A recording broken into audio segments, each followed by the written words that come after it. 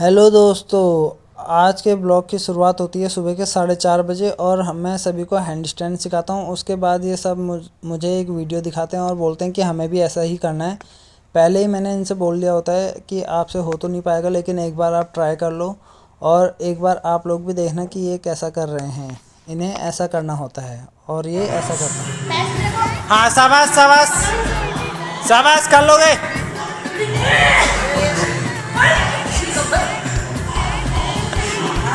कर लोगे। हाँ, पैर पकड़ो, पैर पकड़ो।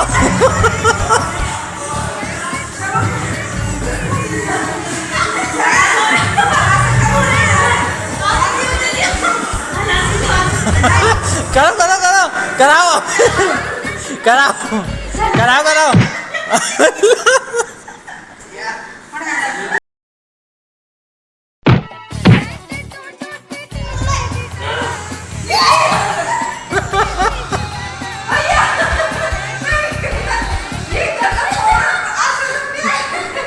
आई होप कि आपको मज़ा आया होगा। इनका रोज़ का यही रहता है। लास्ट के टाइम पहले तो सीरियस होकर योगा करते हैं, लास्ट में फिर ऐसी मस्ती करते हैं। उसके बाद मैं अपने डॉग को मल्टीविटामिन खिला के बाहर ले जाता हूँ घुमाने।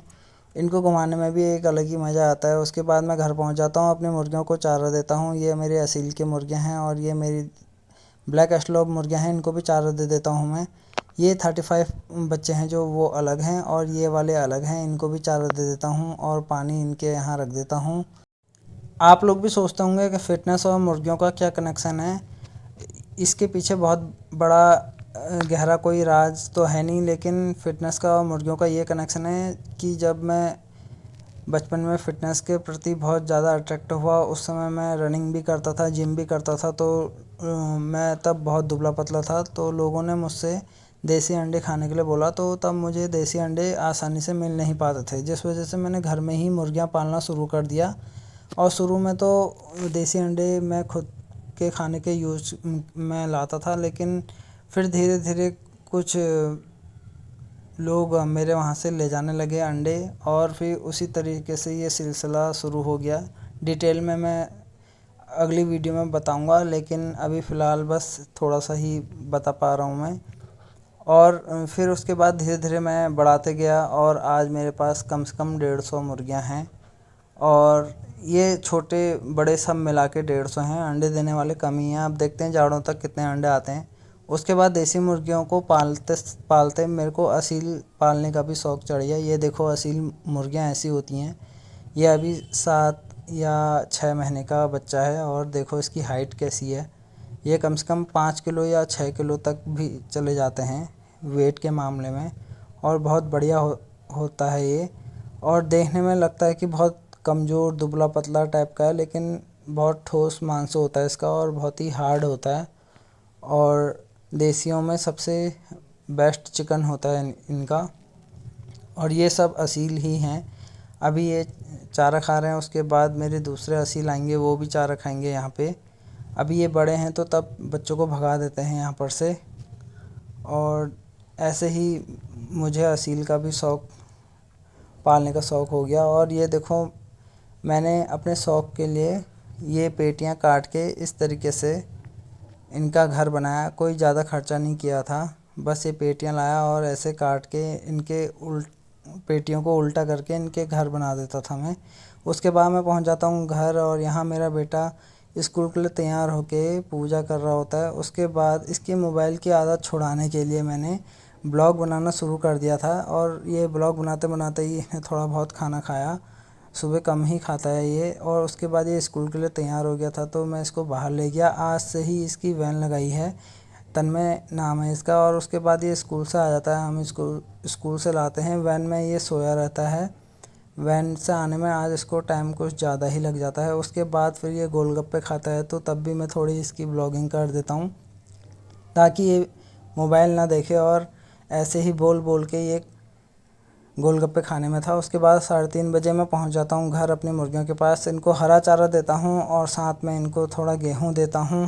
उसके बाद मैं अंडे कलेक्ट करूंगा और देखो, ये हरे चारे से इनको बहुत फ़ायदा होता है। हरे चारे से इनको नेचुरल तरीके से इनमें शाइनिंग आती है और अंडों में भी बहुत फ़र्क पड़ता है, इसलिए हरा चारा देना इनके लिए बहुत ज़रूरी होता है।